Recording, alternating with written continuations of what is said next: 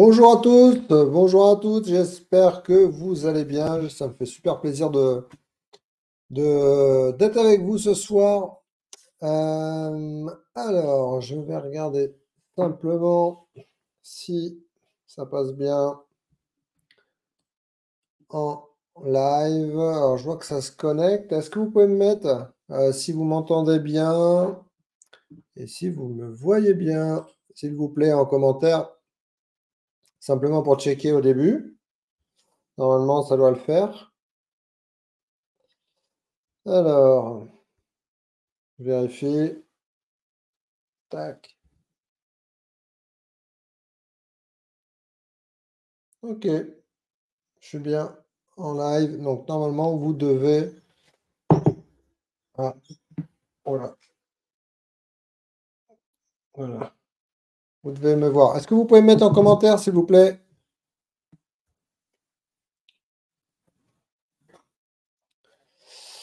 Je vois qu'il y a une personne là de connecter. Ok, super, merci. Alors, tout au long du live, ce que je vous invite à faire, c'est si vous avez des questions à me poser, si vous devez voilà, me poser des questions. N'hésitez pas à mettre votre prénom juste avant votre commentaire. Pourquoi? Parce que sinon, je ne verrai pas qui, là en direct, je ne le vois pas, qui me pose la question. Donc, c'est toujours plus sympathique de voir qui me pose une question. Donc, bienvenue à toutes. Donc, ce soir, on va voir l'anxiété alimentaire. Donc, c'est un live normalement qui ne va pas durer très très longtemps. Voilà, et puis à la fin, eh bien, je répondrai à vos questions. Donc, au programme, on va voir donc l'anxiété alimentaire pour les personnes qui souffrent aussi bien, eh bien de troubles alimentaires, mais aussi de kilos émotionnels. Ok, super Catherine, merci. Donc voilà, donc on va commencer. Donc je vais me présenter déjà pour ceux qui me connaissent pas. Donc je suis Grégory Richard, je suis psychopraticien en psycho-neuronutrition. C'est un grand mot, hein, c'est compliqué à dire. Je suis spécialisé donc dans les troubles alimentaires et l'alimentation émotionnelle depuis 2013. Voilà, donc j'accompagne des personnes aussi bien en France que à l'étranger, à distance. Voilà. Donc pour ceux qui ne me connaissent pas, maintenant vous me connaissez. Voilà. Et donc, dans un premier temps, on va voir qu'est-ce que c'est l'anxiété alimentaire. On va le voir en 3 points. D'accord? J'ai essayé de synthétiser, j'ai préparé un petit quelque chose. Voilà. J'ai pris des notes. Comme ça, n'hésitez pas à en prendre, hein, des notes d'ailleurs. Donc, l'anxiété alimentaire, eh bien, c'est un trouble psychologique qui va se caractériser, eh bien, par une préoccupation excessive et souvent irrationnelle. Le irrationnel, c'est quelque chose d'important. Donc, ça va être aussi bien sur la nourriture que sur le poids, sur l'apparence physique. Donc, c'est 3 points. C'est très souvent, en fait, une préoccupation qui va être excessive et c'est pour ça que ça va créer de l'anxiété. D'accord? Donc, ça, c'est le premier point. Deuxième point, les personnes qui souffrent d'anxiété alimentaire peuvent éprouver, eh bien, une peur intense, soit de prendre du poids, même si elles sont sous le poids. D'accord? Donc, elles peuvent adopter, eh bien, soit des comportements alimentaires qui vont être restrictifs. Donc là, on peut parler de régime restrictif, par exemple, ou alors une privation. Là, on va y revenir plus tard, mais par exemple, les personnes qui souffrent d'anorexie ou des personnes qui souffrent d'anorexie et de boulimie, donc qui sont en phase entre eh bien, la privation, la restriction et donc les compulsions alimentaires. Les personnes aussi qui vont éviter, eh bien, des aliments dits interdits.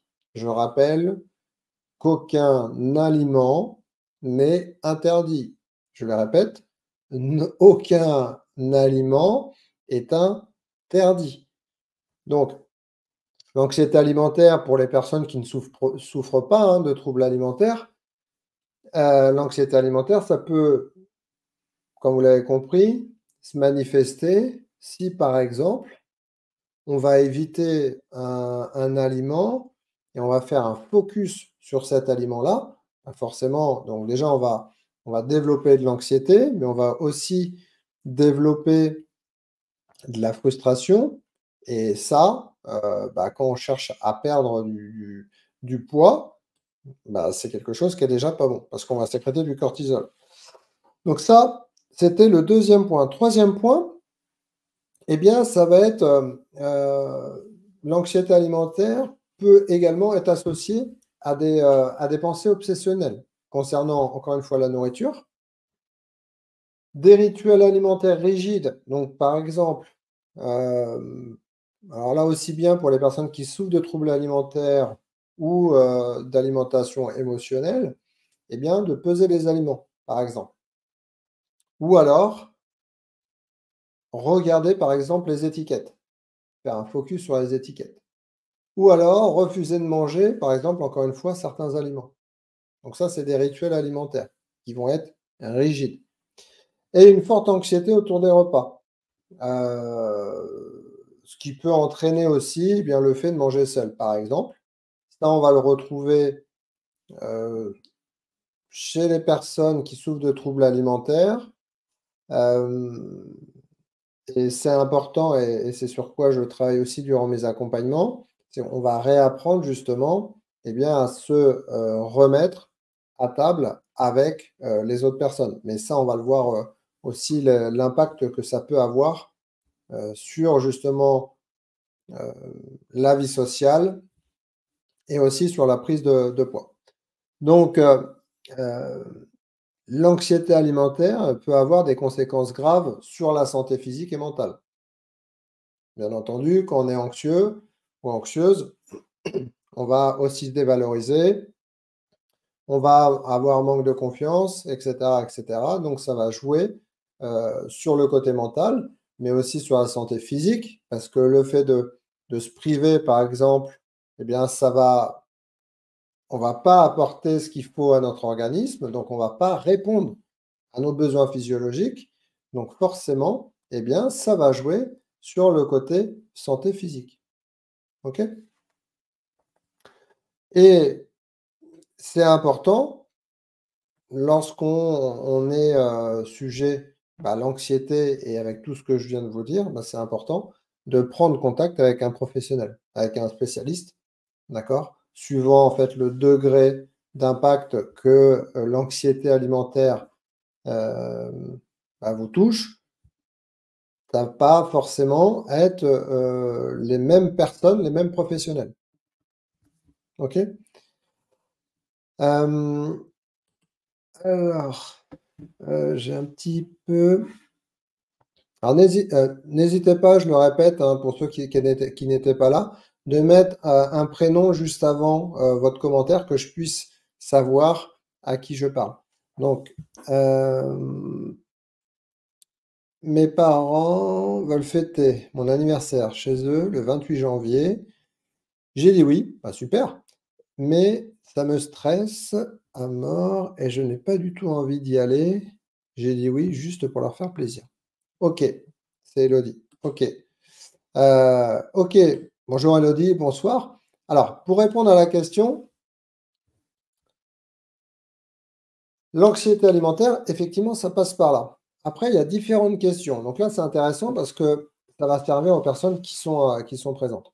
Donc, c'est-à-dire qu'aujourd'hui, vous avez un anniversaire qui est le 28 janvier et qu'est-ce qui vous stresse? C'est ça qui est important. Qu'est-ce qui vous stresse? Le fait de fêter votre anniversaire avec avec vos parents.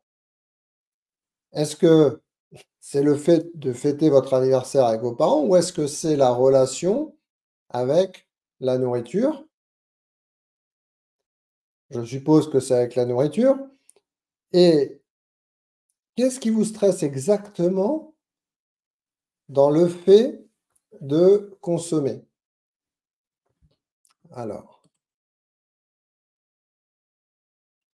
le fait d'ouvrir la boîte de Pandore, trop de nourriture, je vais manger 2 fois plus. OK, ça, c'est un point que à chaque fois que je prends en compte dans les accompagnements, c'est que, vous voyez, plus vous allez vous, refuser, d'accord? Plus vous allez refuser des choses dans la vie de tous les jours, que ça soit des gâteaux, des bonbons, ça peut être des pizzas et cetera, parce qu'on vous dit que c'est pas bon, parce qu'on vous dit que, faut pas faire ça pour perdre du poids et cetera. Plus, en fait, vous allez être dans la restriction, attention, je dis pas de manger tout et n'importe quoi, mais le fait d'être en restriction, eh bien, c'est ça qui va se passer. Ça veut dire qu'aujourd'hui, la peur, et c'est exactement ce que j'ai dit auparavant, c'est que la peur de manger une fois quelque chose, c'est la peur que ça enclenche derrière une compulsion alimentaire et donc du coup, un mal-être. Sauf que moi, ma question aujourd'hui, c'est quoi? C'est si vous aviez l'habitude, d'accord, si vous aviez l'habitude de manger, par exemple, un morceau de gâteau. Alors attention, il y a une façon aussi de le manger. Est-ce que vous pensez que vous auriez autant de difficultés à le manger? Donc ça, c'est un travail. C'est un travail à mettre en place, encore une fois, avec un accompagnement. Là, sur quelques briefs comme ça, je ne peux pas, en fait, actionner parce qu'il y a tout un processus, d'accord? Avec une série de questions, une compréhension et puis après mettre en place, si vous voulez, des choses pour justement pour les prochaines fois, que ça soit plus simple et créer d'autres connexions, cérébrales. Donc des connexions cérébrales pour avoir, eh bien, de nouvelles habitudes, de nouvelles pensées. Voilà. Je vais perdre le contrôle sur la quantité ingérée. Oui, bah, c'est exactement ce que je viens de dire auparavant. Ça veut dire que vous allez perdre peut-être le contrôle parce que déjà, le monologue à la base n'est pas bon. Ça veut dire que vous appréhendez, donc ça veut dire que le fait d'imaginer, est-ce que c'est quelque chose de sûr? Est-ce que ou imaginaire? Premier point. On sait très bien que le fait d'imaginer des choses, c'est pas pour autant que ça va se passer. 98 du temps, ça se passe pas. Donc ça veut dire qu'on se crée du stress. On sécrète du cortisol. On envoie des informations et des connexions cérébrales comme quoi on va stresser, ça va mal se passer, et cetera. D'accord? Donc on se rend bien compte que déjà d'une, il y a une pensée, il y a un monologue qui est à la base, qui crée du stress, qui crée de l'anxiété. D'accord? Donc ça veut dire qu'on va arriver au moment, on va être hyper anxieux, hyper anxieuse. Donc ça va mal se passer.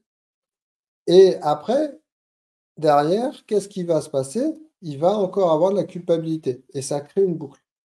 D'accord? Donc, Élodie, je vous invite à me recontacter. On pourra en reparler, heu, plus posément avec une série de questions, des choses comme ça et cetera. Mais en tout cas, c'est des choses qu'on travaille, et bien, d'énergie à renfermer la mono bah oui, c'est normal, c'est normal. Il y a une partie de s'autoriser à. Vous voyez? Ça, c'est important. S'autoriser à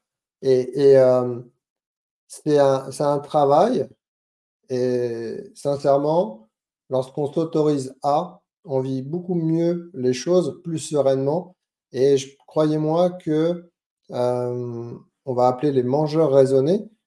Ça veut dire que les personnes qui vont profiter de ce qu'elles vont manger, apprécier, profiter du moment, eh bien, ce sont des personnes qui ne prennent pas de poids.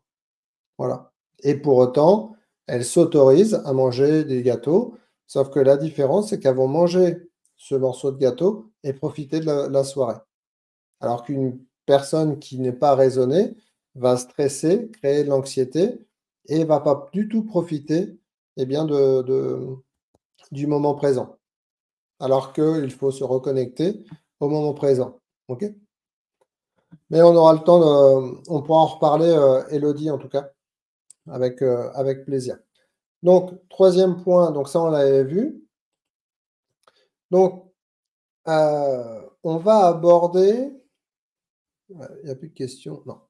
Donc, on va aborder la compréhension des troubles alimentaires et de l'alimentation émotionnelle. D'accord? Là,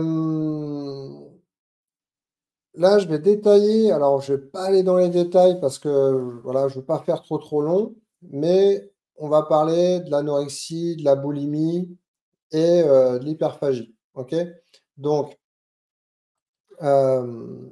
premier point, l'anorexie, comment elle se caractérise? Eh bien, c'est forcément une préoccupation obsessionnelle par le poids, d'accord, et l'aspect physique.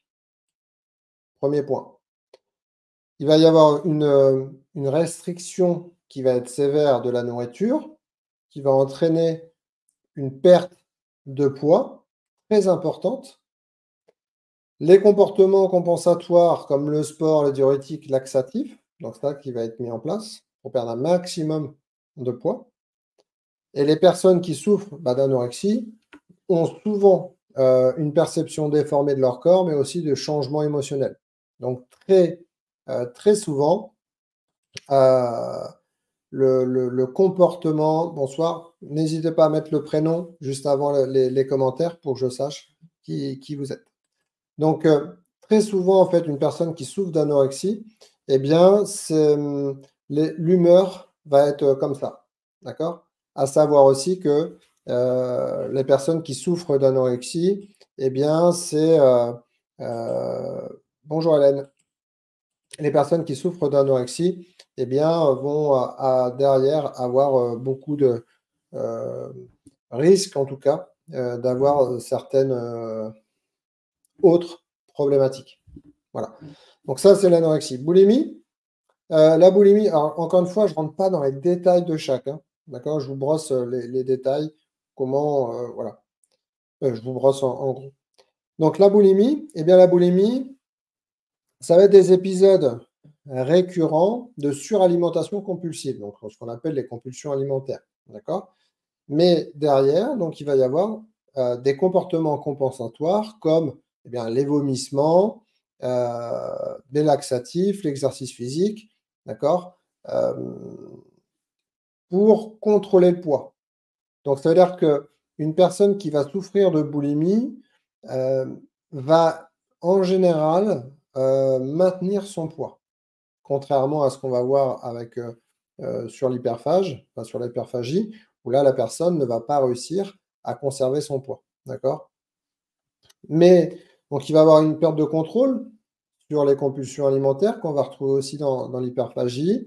On va retrouver la culpabilité qu'on retrouve malheureusement eh bien, dans toutes les dans toutes dans tous les TCA, d'accord? Et chaque trouble alimentaire, en tout cas boulimie, hyperphagie et hyperphagie, eh bien, on se focalise sur son poids et l'apparence corporelle. Donc ça, c'est des points qui sont communs, d'accord? Donc je pense que vous voyez la différence, pour le moment entre, l'anorexie et la boulimie, OK? Donc il y a une différence avec l'hyperphagie. À savoir que l'hyperphagie, malheureusement, enfin ça va, ça arrive quand même, mais l'hyperphagie, c'est un trouble alimentaire qui est heureusement de plus en plus pris, en compte et reconnu. Parce qu'il y a quelque temps et ça fait pas si longtemps que ça, l'hyperphagie n'était pas reconnue. Donc les personnes étaient, complètement perdues parce que ça ressemble à la boulimie, sauf qu'il ne va pas y avoir, de mécanisme, de compensation. C'est-à-dire qu'il ne va pas avoir de vomissement, d'activité physique intense, ou voilà. C'est-à-dire que la personne va avoir des compulsions alimentaires, les mêmes qu'avec la boulimie, mais pas de choses pour éliminer derrière, très souvent en tout cas. D'accord? Donc ça veut dire que là, en termes de poids, eh bien la personne, en général, eh bien le poids, va monter évidemment parce qu'il y a pas de mécanisme de purge. D'accord? Est-ce que pour le moment, tout est clair? Est-ce que tout est clair? J'ai fait, j'essaie de faire, ultra simple, voilà, et que tout le monde comprenne, d'accord? Le but c'est pas de OK, OK, super. Donc voilà, donc ça déjà on reconnaît, OK, super Elodie, merci. On reconnaît déjà les 3 principaux, on va dire, troubles alimentaires, d'accord? Et maintenant l'alimentation émotionnelle, eh bien, déjà, c'est souvent confondu ou associé à un trouble, hyperphage, alors que pas du tout, d'accord? Pourquoi? Parce que la personne risque de manger un petit peu plus, mais on n'est pas dans la compulsion alimentaire. Je vais vous expliquer, la différence d'ailleurs entre, eh bien, une compulsion alimentaire et l'alimentation émotionnelle. Je l'avais déjà dit dans l'autre live, mais je vais vous le répéter. Donc, l'alimentation émotionnelle est souvent confondue ou associée à un trouble hyperphage, alors que c'est pas le cas, parce que donc la personne va utiliser l'alimentation, pardon, pour répondre, eh bien, à leurs émotions, plutôt qu'à leur faim physique. Et ça, c'est quelque chose, que ça soit dans l'alimentation émotionnelle ou dans les compulsions, en tout cas, parce que les troubles alimentaires, c'est multifactoriel, je le répète, et donc là, il y a la partie émotionnelle, mais pas que. D'accord? Hem, Ça, c'est un premier point. Je voulais vous expliquer oui, c'est ça. Je voulais vous expliquer la différence entre l'alimentation émotionnelle et les troubles alimentaires. Je vais commencer par l'alimentation émotionnelle. La personne qui souffre d'alimentation émotionnelle, qui n'est pas un trouble alimentaire, va avoir une émotion. Elle peut être négative, stress, voilà, angoisse, mais aussi quelque chose de positif. Elle peut être heureuse, d'accord? La personne va consommer un aliment ou des aliments. Elle va consommer. À la suite de cette consommation, elle s'arrête et elle continue, eh bien, sa vie de tous les jours. La différence avec la compulsion alimentaire, émotion, elle va beaucoup se poser de questions avant de consommer. Elle va pas pouvoir résister. Elle va consommer. Elle va consommer en grande quantité. Elle va être un petit peu comme dans un état second. À la fin d'avoir mangé, elle va culpabiliser, elle va s'en vouloir. Son état émotionnel est pire qu'au début et ça fait la boucle. Donc voilà la différence entre un trouble alimentaire et l'alimentation émotionnelle. Point de vue émotion, point de vue, effet, c'est pas du tout la même chose. Alors j'ai un petit message. Moi je suis plus dans la restriction, mais je me sens tellement vide que j'ai besoin de me remplir, d'où la boulimie vomitive. Donc là, ça sera intéressant, je connais j'ai pas j'ai pas le prénom. J'ai pas le prénom. Donc là, oui, alors, plus dans la restriction, ce qui serait intéressant de savoir, j'ai pas le prénom, mais ce qui serait intéressant de savoir OK Hélène, merci. Donc, ne plus être dans la restriction, c'est bien, c'est super et je vous félicite, vous pouvez être fiers de vous, c'est super. Maintenant, ce qui serait bien, c'est quand même de voir, à quel niveau vous n'y êtes plus. Vous n'y êtes plus. Ça veut dire que à quelle quantité, qu'est-ce que vous consommez. Peut-être que pour vous, vous n'êtes plus dans la restriction, mais peut-être que votre corps a besoin encore un petit peu plus ou a besoin, eh bien, de reprendre, d'accord, certaines choses. Hem Et c'est pour ça la sensation de vide, peut-être que c'est pas encore assez, d'accord? Mais en tout cas, c'est très bien si vous n'êtes plus dans la restriction. C'est quelque chose qu'il faut travailler petit à petit. Je le j'ai abordé le sujet avec une personne que j'accompagne qui souffre d'anorexie et qui avait, alors ça va peut-être vous parler, j'en suis sûr, hem, avait des ballonnements, de l'inconfort gastrique et cetera, donc ça n'incite pas, si vous voulez, la personne, eh bien, à consommer, d'accord? Là, c'est important d'y aller doucement. Ça veut dire que ça sert à rien d'essayer de faire un repas, entièrement. C'est par petites quantités. Pourquoi? Parce que vous avez l'œsophage qui est tout resserré, vous avez les intestins qui ont plus l'habitude, vous avez tous les organes, vitaux qui n'ont plus l'habitude de travailler, la partie digestion et cetera. Donc, vous pouvez pas lui demander, autant en une seule fois. Et ça va vous permettre justement de réintégrer petit à petit des aliments et d'enlever cet inconfort qui, va peser un petit peu moins justement dans le fait de vous dire: «Voilà, j'ai mangé» et cetera, dans la culpabilité d'avoir mangé. D'accord? Donc c'est moi je vous invite, pour les personnes qui souffrent d'anorexie, de remettre petit à petit, peu importe le temps, mais d'y aller un petit peu petit à petit. Voilà. Donc je vais terminer quand même. Je me sens tellement vide que j'ai besoin de me remplir, d'où boulimie vomitive. Oui, donc ça, c'est normal. C'est pas forcément, c'est pas forcément que vous avez, trop mangé. C'est peut-être que vous avez peut-être trop mangé, mais par rapport à la quantité que votre organisme pouvait prendre pour le moment. Voilà. Donc ça, il y a un travail à faire. Il y a un travail à faire, mais les lignes directrices, c'est celle-ci en tout cas. OK. Donc voilà. Donc voyez la différence entre l'alimentation émotionnelle et les troubles alimentaires. Donc je vais vous parler un petit peu de statistiques, hein. Donc les statistiques, c'est assez clair pour le moment.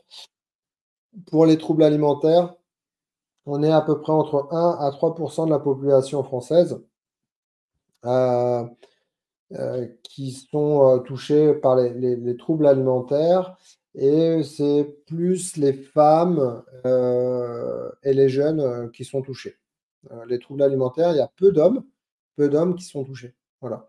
Donc l'anorexie et la boulimie sont les plus étudiés, ce que je vous disais tout à l'heure, mais heureusement, que là en ce moment depuis un certain nombre, voilà d'années, on peut dire, l'hyperphagie en tout cas est de plus en plus, mis en avant, donc tant mieux. Et puis l'alimentation émotionnelle, comme je vous disais tout à l'heure, eh bien, c'est pas considéré comme un trouble, alimentaire, et donc il y a pas de statistiques, d'accord? Par rapport à l'alimentation émotionnelle, hem, voilà. Donc on va voir aussi après par la suite que une personne qui souffre d'alimentation émotionnelle, elle peut, bifurquer par les troubles alimentaires. Donc c'est quand même quelque chose, qui n'est pas à négliger et qui est à surveiller et surtout à travailler pour sortir de l'alimentation émotionnelle. Voilà. Donc en résumé, eh bien les troubles alimentaires et l'alimentation émotionnelle, eh bien sont 2 choses différentes, même si parfois, comme je vous disais, ça peut se chevaucher. D'accord? Donc faut pas surtout pas, le prendre à la légère. Donc les troubles alimentaires tels que l'anorexie, la boulimie, hem,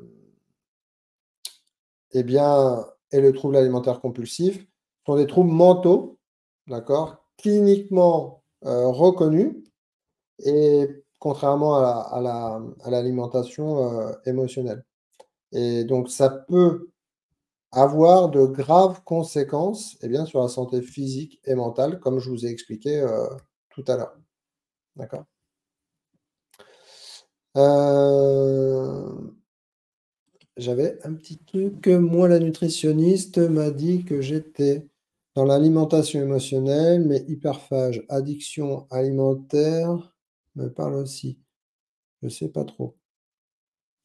Alors attention, parce que, si alors je sais pas qui est-ce qui a mis, le commentaire, si vous pouvez, me mettre. Donc attention à aller voir les bonnes personnes. Pourquoi je vous dis ça? C'est que si, admettons, vous souffrez de troubles alimentaires et vous allez voir un nutritionniste ou un diététicien qui n'est pas spécialisé dans les troubles alimentaires, elle n'est donc pas elle a pas les connaissances, alors j'ai rien contre, hein, d'accord?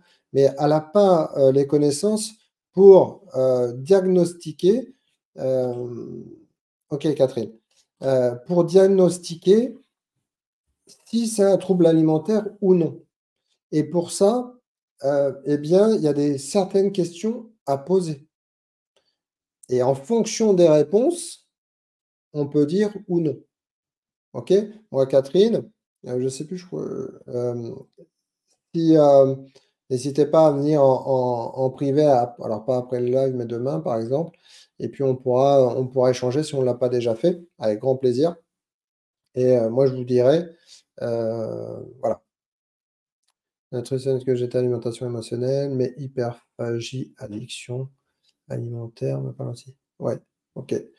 Donc, il y a certains points quand même, hein, parce que vous avez vu la différence, tout à l'heure, mmh, lorsque j'ai énoncé l'alimentation émotionnelle et l'hyperphage, par exemple, la compulsion alimentaire, c'est 2 choses différentes. Ce qui va être différent, c'est les quantités, par exemple, d'accord? Donc la quantité va être, complètement différent, hein, par exemple. La fréquence, par exemple, et cetera, et cetera. Mais ça, on pourra en reparler, avec plaisir, Catherine. Hélène, oui, alors, par rapport au message d'avant, donc, oui, mais encore une fois, c'est normal que ce qui se passe parce que comment vous expliquer? Par exemple, je vous donne l'exemple d'un enfant. Si, par exemple, vous lui donnez, un bonbon de temps en temps, d'accord? L'enfant va le prendre, va le manger, va le déguster, peut-être qu'il va vous en redemander un autre et ça va, forcément rester là. Par contre, si tous les jours, vous lui faites passer le paquet de bonbons comme ça et que vous lui dites: «Tiens, tu veux un bonbon?» Eh ben non, tu ne l'auras pas et vous le remettez, vous faites ça et ça plusieurs fois par jour même, d'accord? Et qu'à la fin de la semaine, eh bien, vous mettez le paquet de bonbons sur la table. Est-ce que vous pensez qu'il va en prendre un? Ou est-ce qu'il va en prendre plusieurs? Voire peut-être même de trop et peut-être même qu'il va être malade. Vous comprenez? Hem, alors,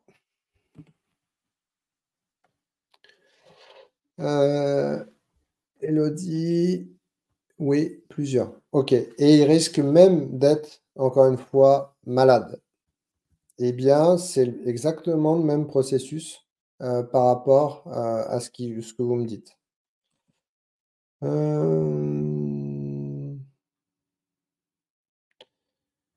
j'ai eu le cas, j'ai consulté une nutritionniste, elle m'a dit que j'étais en train de faire souffrir mon cerveau, mes os, je suis sorti du rendez-vous anéanti, je mange ah bah, c'est gentil ça, j'avais pas lu la fin.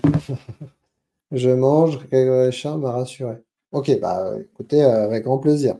Je ne sais pas qui c'est, mais en tout cas, bah, écoutez, merci beaucoup. Hem, hem, alors du coup, j'avais perdu le fil.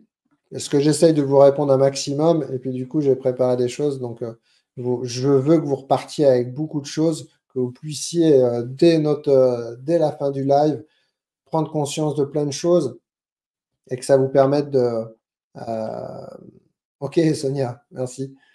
Voilà, donc je vais juste reprendre les questions après parce que sinon je vais perdre, n'hésitez pas, hein, notez, je reviens après et je vais essayer de continuer parce que là je suis un petit peu perdu.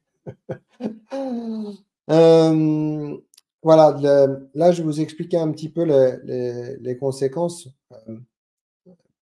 sur la santé, encore une fois, mentale. Et il y a un point, par exemple, sur l'anorexie, pour une personne qui souffre d'anorexie, ce qu'il faut bien penser, c'est que le cerveau, d'ailleurs, j'accompagne pas toutes les personnes qui souffrent d'anorexie. Pourquoi? Parce que tout simplement, à un moment donné, heu, le cerveau, heu, n'est plus en état, de comprendre, de réagir, de réfléchir. D'accord? Donc là, c'est pour ça que, il y a une étape, à passer qui est l'hospitalisation, suivant en fait les personnes et cetera. C'est pour ça que je prends pas, toutes les personnes. Mais sur la santé physique, par exemple, de toute façon, que ça soit l'alimentation émotionnelle ou les compulsions alimentaires, il y a des risques de diabète, de cholestérol, sur, de problèmes de santé autres. Et sur les troubles alimentaires, par exemple, on peut aussi, sur les personnes qui souffrent d'anorexie, perte de cheveux, le clapet de l'estomac qui sera plus bon, enfin qui sera ouais, qui sera complètement, abîmé, le déchaussement ou la perte des dents, il y a plein, plein, plein de choses comme ça. Voilà. Donc ça, c'est quand même à savoir. Je sais que je ne vends pas du rêve, mais, je suis là aussi pour, eh bien, pour vous dire ce qu'il en est, voilà, parce que c'est important et sachez que, sur peu importe que ça soit les troubles alimentaires ou l'alimentation émotionnelle, donc les kilos émotionnels, à savoir que ce qui est important et c'est pour ça que ça m'agace quand je vois sur les réseaux, des personnes, entre autres des personnes qui sont dans le marketing de réseau ou qui vendent des produits, ils savent même pas ce qu'ils font ou, les régimes et cetera. C'est qu'on s'imagine pas, en fait, les dégâts qu'on peut faire derrière. Voilà et à savoir qu'une personne, que ça soit les troubles alimentaires ou, l'alimentation émotionnelle, certaines fois, il y a des choses sur lesquelles vous ne pourrez jamais revenir. Jamais revenir. Les dents, vous allez vous faire réparer, mais par contre dans votre corps, ça sera beaucoup plus compliqué et certaines fois, comme le clapet, ça se remet pas. D'accord? Donc il y a plein de choses comme ça. Donc, encore une fois, moi je vous invite sérieusement, à vous faire accompagner. Je vous dis pas ça pour que vous me contactiez. Sincèrement, voilà, mais je vous le dis pour vous. Si vous ne me contactez pas, contactez peu importe une autre personne, peu importe, contactez une personne qui est spécialisée dans les troubles alimentaires. Faites-moi plaisir, faites-le. Hem, donc je vais passer aux conseils. Alors attendez, je vais lire une petite question, parce qu'on va passer sur une autre étape sur les conseils. Donc là, je peux faire OK. Donc Élodie, OK. Hier, j'ai fait un gâteau, pour l'école. Je pensais résister aux pépites de chocolat et au final, j'en ai mis dans le gâteau et du coup, j'ai défoncé la moitié du paquet. Oui, et c'est exactement ce que je vous ai dit tout à l'heure, Élodie. C'est exactement ce que je vous ai dit tout à l'heure. Si vous ne Si vous n'acceptez pas, si vous, vous donnez pas l'autorisation, si vous, de consommer certains aliments qui sont dits interdits, vous allez créer de la frustration. Vous allez créer en fait des pics de dopamine. C'est ce qui va vous donner encore plus envie de manger derrière. Sincèrement, contactez-moi, on refait le point de toute façon, d'accord? Voilà. Mais ça m'étonne pas, hein. C'est le mécanisme classique. C'est le mécanisme classique. C'est ce qui se produit aussi pour les personnes qui veulent perdre du poids et qui font des régimes. Voilà. Donc, maintenant, je vais vous parler, je pense que vous avez compris un peu. Maintenant, je vais vous donner des conseils parce que c'est important. OK? Si vous êtes ici, c'est pour avoir des conseils. D'ailleurs, merci beaucoup d'être présent ou présente ce soir. D'accord? Donc, faire face à l'anxiété alimentaire et aux troubles alimentaires, aux troubles de enfin, à l'alimentation émotionnelle, eh bien, ça exige, comme je l'ai dit tout à l'heure, vu que c'est multifactoriel, eh bien, ça exige une approche, globale de la personne et c'est entre autres mon approche, d'accord? Il y a 12 points 12 points bien concrets, alors que ça soit la relation à la nourriture, la relation au corps, que ça soit la relation à la vie sociale, l'équilibre émotionnel et physique, etc., etc. Il y a 12 points, d'accord, qui sont pris en compte. Et c'est très, très, très important. Donc, il va y avoir, comme j'ai énuméré un petit peu, mais il y a la gestion du stress, l'auto-compassion et le recours, encore une fois, à un professionnel, que ça soit moi ou quelqu'un d'autre. Ça, c'est indispensable. Je vois trop de personnes me dire, parce que je fais un certain nombre de rendez-vous quand même, euh, pour donner des conseils, et ces personnes me disent: «Oui, je vais voir, je vais faire», et et ces personnes-là, je les retrouve 1 an et demi, 2 ans, 2 ans et demi après, parce qu'elles ont essayé de trouver des solutions, sur internet. Alors effectivement, c'est gratuit, pas de problème. Mais en attendant, encore une fois, on parle de votre santé, hein. On parle pas d'une baguette de pain, on parle pas d'une voiture, on parle de votre santé. C'est la plus belle chose, c'est la chose qu'il faut prendre le plus soin au monde, c'est votre santé, d'accord? Donc, quand, je sais pas, on a un petit bobo et qu'on regarde comment le soigner, et cetera, on va regarder sur internet, pas de problème. Là, on parle pas d'un petit bobo, hein, OK? Après, vous faites comme vous voulez. Alors, pour la gestion de l'anxiété, hem, dans l'alimentation émotionnelle. Premier point, ce qui est très important, c'est la conscientisation, la reconnaissance. Donc, apprenez déjà, dans un premier temps, eh bien, à identifier les émotions et les situations qui vont déclencher le comportement alimentaire. Donc ça, vous pouvez faire un petit carnet, d'accord? Vous notez. Voilà, ça va vous permettre de clarifier les choses quand vous allez le reprendre, vous allez voir.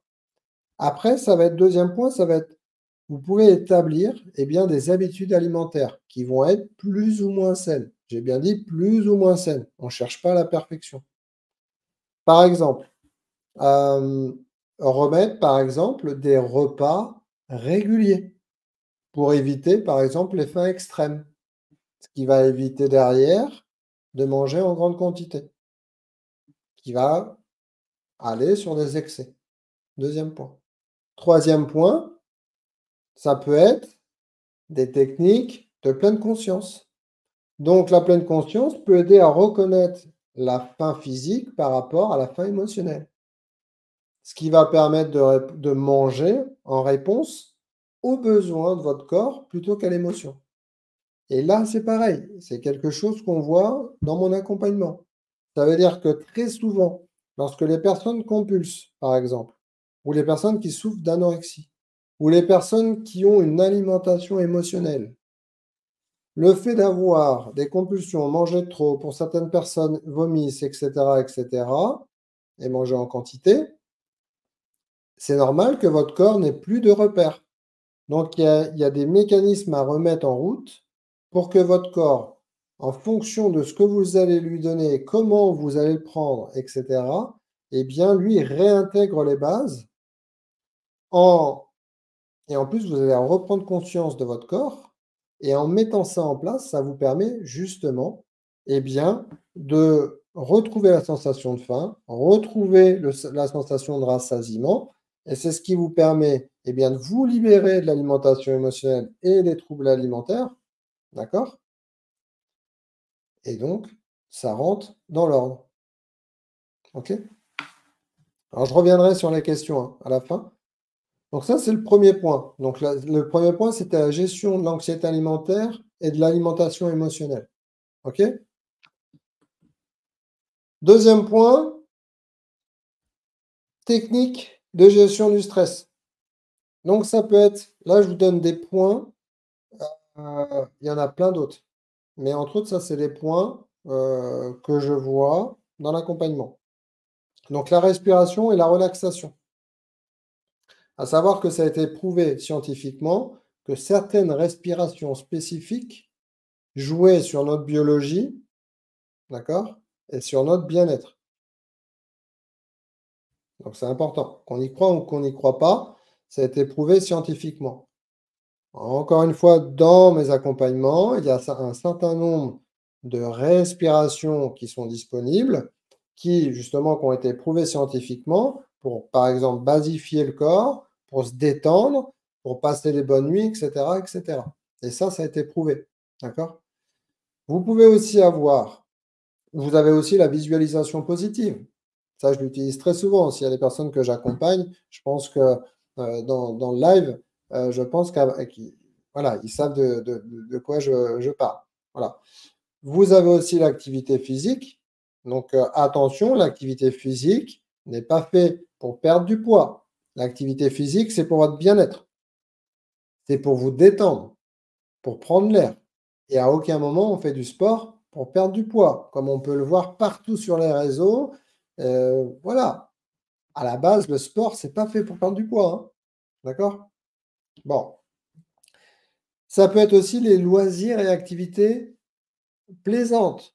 D'accord? Quand je dis ça, ça peut être la lecture, ça peut être du tricot si vous voulez, ou du canevas, ça peut être du dessin, de la peinture, de la musique, du piano, enfin ce que vous voulez, d'accord? De la pâtisserie, ben, la pâtisserie non. Mais voyez un petit peu? Voilà, donc ça va vous permettre de gérer le stress. Bon, troisième point, l'autocompassion et soutien professionnel. J'arrête pas de vous le dire, faites-vous accompagner. Si c'est pas par moi, par quelqu'un d'autre. L'autocompassion, c'est très, très important. Ça va être l'autocompassion, ça va passer aussi avec l'estime de soi. D'accord? Soyez doux, et compréhensif avec vous-même. L'impact des mots, comment vous vous parlez, ça, j'arrête pas d'en parler aussi, c'est très important. Là, j'ai lu des commentaires, simplement par des mots, vous pouvez vous détruire. D'accord? Vous vous fouettez. Euh,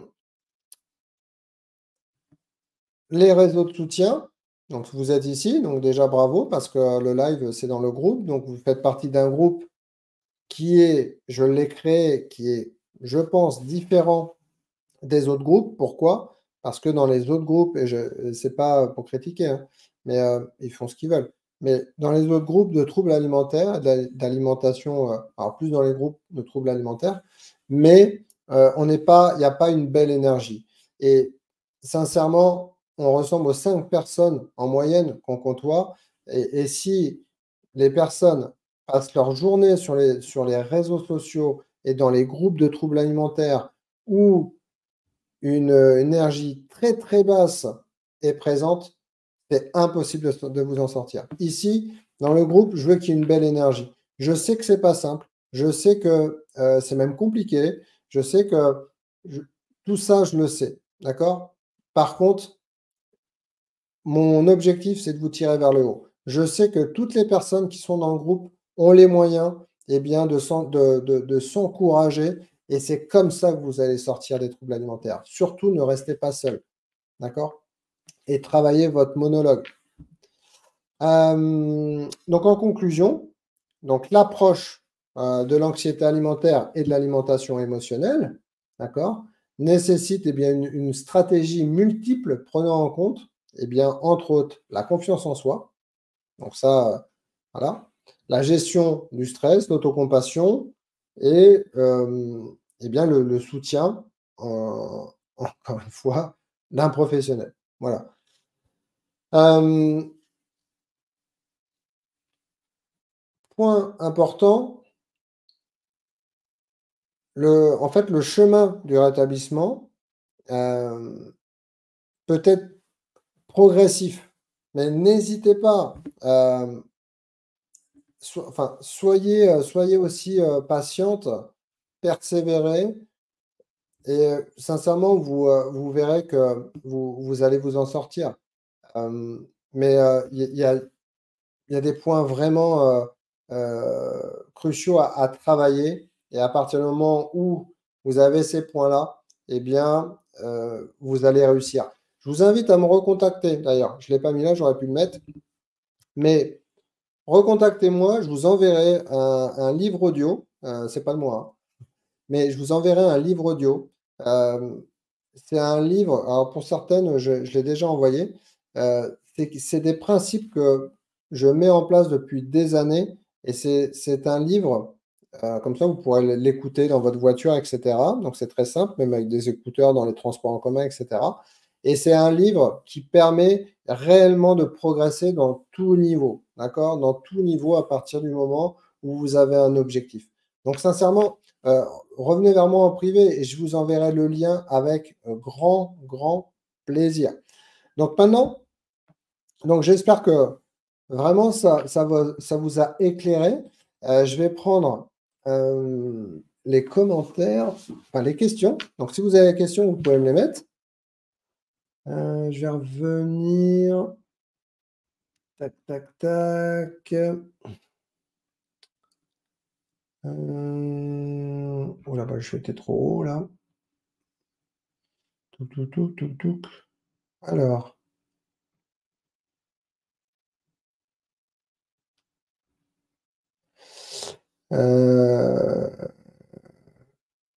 Hélène. Alors, Hélène, troubles mentaux, ça veut dire qu'on n'est pas normal. Eh bien, c'est pas question d'être normal ou pas. C'est question que vous souffrez. Les troubles alimentaires, c'est une maladie. D'accord? C'est une maladie mentale. D'accord? C'est comme ça. Parce que, et certaines fois, on peut aller très très bas, entre autres avec l'anorexie. D'accord? Donc effectivement, oui, mais c'est pas question de ne pas être normal. Une question des troubles mentaux, c'est pas parce que vous avez des troubles mentaux que vous n'êtes pas normal. OK? Je vous prends un exemple. La dépression, c'est mental. Et c'est pas pour autant que vous êtes pas normal. C'est que vous souffrez de dépression. Tac, tac, tac, tac, tac. Voilà, je vois pas, on ne saura plus s'arrêter, j'ai pas. J'ai eu le cas, j'ai consulté ça, ok. Donc, ok, ça je sais, ça on l'a fait.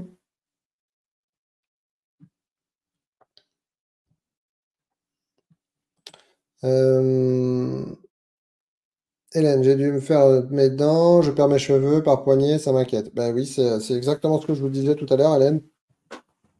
C'est c'est malheureusement des choses voilà, qui vont, qui sont, qui sont malheureusement présentes. Euh,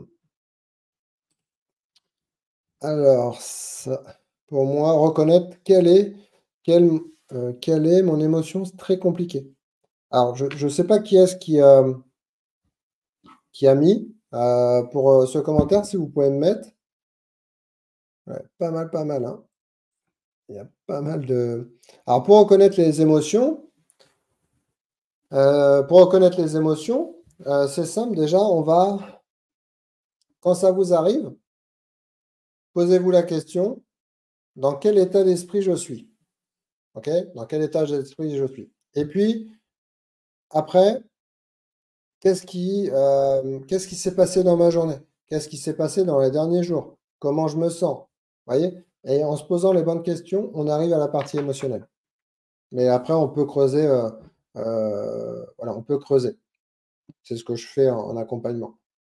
Et certaines personnes, d'ailleurs, pensent que, alors je ne vais pas trop m'étaler, mais certaines personnes pensent que c'est le côté émotionnel, mais par contre, le fait de ne pas consommer suffisamment eh bien pendant les repas, ça déclenche des fausses faims, ou des vraies faims d'ailleurs, et donc du coup, mange plus. D'accord? On revient sur le mécanisme de départ que je vous disais.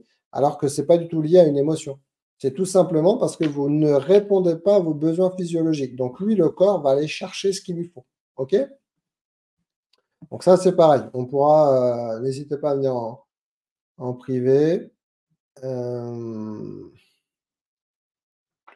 là, il y a beaucoup, beaucoup. Ah, c'est super. Visualiser son repas, savourer les repas. Oui, effectivement. Euh, aucune émotion. Donc ça, on peut le travailler, Hélène, sans problème. Elodie, je fais toujours du sport pour gérer mon poids, en effet. Et ouais. Et la question, c'est est-ce que ça sert à quelque chose? Je vous parle sur le long terme. D'accord? Tout ce que j'explique là, c'est pour du long terme. C'est pas du one shot. C'est pas du 3 mois ou de 2 mois ou dans 6 mois. Ce que je vous parle là, c'est pour toute la vie, d'accord? Encore une fois, le sport, et je suis un petit peu sportif, le sport, quand je vois des programmes qui vous incitent à faire 3 séances de sport par semaine ou tous les jours à haute intensité pour vous perdre du poids, pas de problème, hein, ça va fonctionner. Enfin, si vous arrivez au bout, sans vous blesser. Par contre, on en reparle dans 6 mois. Est-ce que, quand vous aurez terminé le programme, est-ce que vous allez toujours faire du sport à outrance 3 fois par semaine? Je demande à voir. Voilà, donc c'est pas la solution. Sport permet de bien-être, d'ouvrir ma journée. OK, super. Effectivement, voilà, ça c'est, super, continuez. Des pensées positives, avoir des pensées OK, super, génial. Là, c'est, faut continuer. Donc les 2 là, les 2 commentaires, heu, OK, super. Quand j'ai du stress, je respire du positif, j'expire du négatif. Ouais, exactement, donc ça, c'est une bonne façon de faire. J'ai une respiration qui ressemble à ce côté, à cette, à cette phrase, effectivement. Ça, c'est très bien. Bah, merci à vous Hélène, d'avoir été là. Alors Élodie, j'ai kiné tous les 2 jours car je souffre depuis des semaines. Bon, stop au dos et ce soir, il m'a tant que je ne pouvais accepter pas oh là, j'arrive pas à vous lire, à Élodie. Vous n'accepterez pas et que je vous ne parlerai pas de vous de manière positive. Votre corps ah oui d'accord, votre corps le dira. Et oui, effectivement. Enfin, je vous donne j'en ai parlé avec une personne justement ce matin, je crois.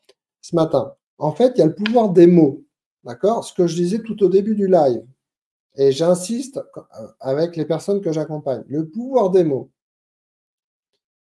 pour les sceptiques et entre autres des pensées. Quand vous prenez une personne qui a mal au ventre, quand vous êtes stressé, c'est bien le stress qui vous donne mal au ventre.